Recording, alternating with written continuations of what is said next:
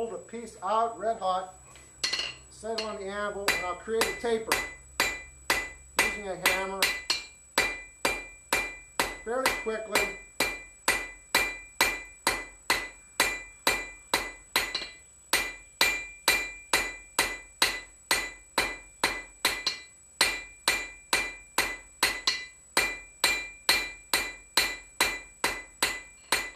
And you have a simple taper. We could make it finer if you'd like to, but this is fine enough. We'll reheat this section. We'll make a false curl on the end, and then we'll make the big curl of the first starting of the hook.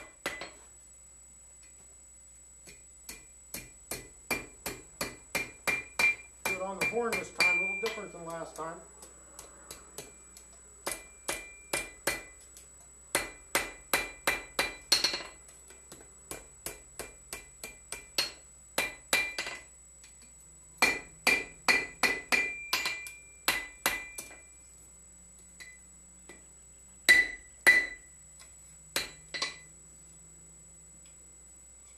And you can see the relationship of the two together.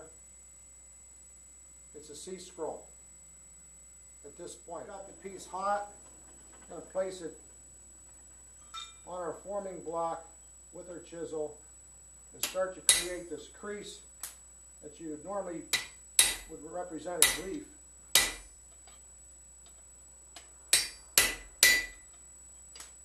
Yeah, leaves normally aren't flat, unless they're between a book. They usually curve down also.